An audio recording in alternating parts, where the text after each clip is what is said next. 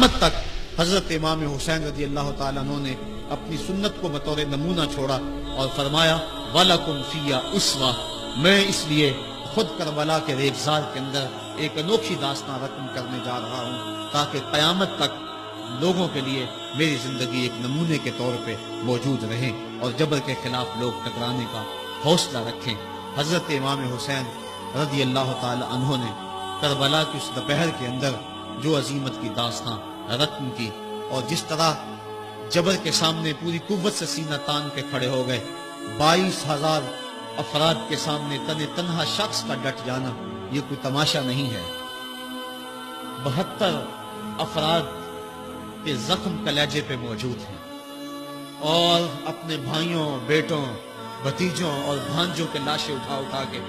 آپ خیموں تک لا چکے ہیں۔ آپ کے ہاتھوں کے اندر علی اصغر دم توڑ چکے ہیں اور جوان علی اکبر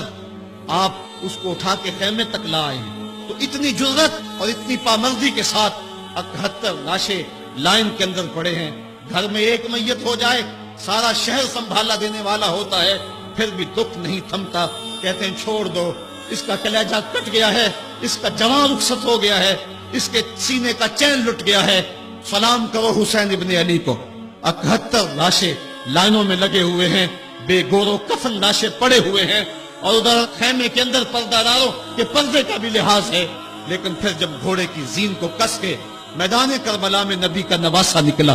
جب 3 دن کا پیاسا کربلا کے ریگزار کے اندر میدان کربلا کے اندر ذوالفقار تلوار لہراتا ہوا آیا، شبیہ رسول رسول کریم کی تصویر جب میدان کربلا میں حضرت امام حسین تلوار کو لہراتے ہوئے آئے تو آواز آ رہی تھی، یہ کون سی وقار ہے، یہ کون شاہ سوار ہے، لباس ہے پھٹا ہوا، لخت لخت کٹا ہوا، تمام جسم نازنی چھدا ہوا کٹا ہوا، پھر بھی ہے ڈٹا ہوا، یہ نبی کا نور عین ہے، یہ بالیقین حسین ہے۔ حضرت امام حسین رضی اللہ تعالیٰ عنہ نے کس انداز کے ساتھ جبر کے خلاف پوری قوت سے کھڑے ہو کر کے دنیا کے سامنے اپنا اسوہ رقم کیا، اور گھوڑے کی زین سے جب فرش زمین کی طرف آئے، حضرت امام حسین رضی اللہ تعالیٰ عنہ کا آخری وقت سر جو تھا وہ سجدے میں تھا، اور سجدے کی حالت کے اندر دست قاتل نے سر حسین کو تن حسین سے الگ کیا۔ یہ دنیا کے سامنے حضرت امام نے اپنا اسوہ رکھا کہ یہی تو پیغام میں دینے آیا ہوں،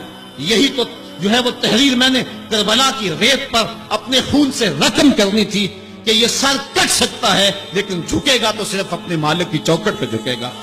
یزید کے سامنے یہ سر جھک نہیں سکتا ہے۔ تو حضرت امام حمام رضی اللہ تعالیٰ عنہ نے کربلا کے تپتے ہوئے ریگزار میں جب 72-73 لاشیں خیموں کے سامنے پڑے تھے اور اتنے زخم کلیجے پہ تھے، راوی کہتا ہے کہ جب آپ کی قمیض اتاری گئی تو 113 سوراخ اس میں تیروں کے تھے، 33 زخم نیزوں کے تھے، 34 گھاؤ تلواروں کے تھے، اتنے زخم جسم کے اندر اور جسم چور ہے زخموں سے۔ لیکن حضرت امام حسین نے جب پیشانی سجدے میں رکھی تو آخری لفظ یہ تھے، اللہم رضن بقضائکا وصبرن علی بلائکا تسلیما لامرکا سبحان ربی العالی۔ مالک تیری تقدیر پہ راضی ہو گیا ہوں، مالک زخم سے پہ بھی میں مسکرا رہا ہوں، مالک تیری طرف سے جو دکھ آئے میں نے ان کو قبول کیا، جے سونا میرے دکھ وچ راضی تے میں سکھ نو چلے ڈاواں، مالک میں سب کچھ قبول کیا، حسین تیری رضا پہ راضی ہے، میرے مالک تو بھی بتا تو بھی حسین پہ راضی ہوا ہے کہ نہیں ہوا ہے۔ آواز آ رہی تھی اس پیاسے پر علی شیر خدا کو ناز ہے،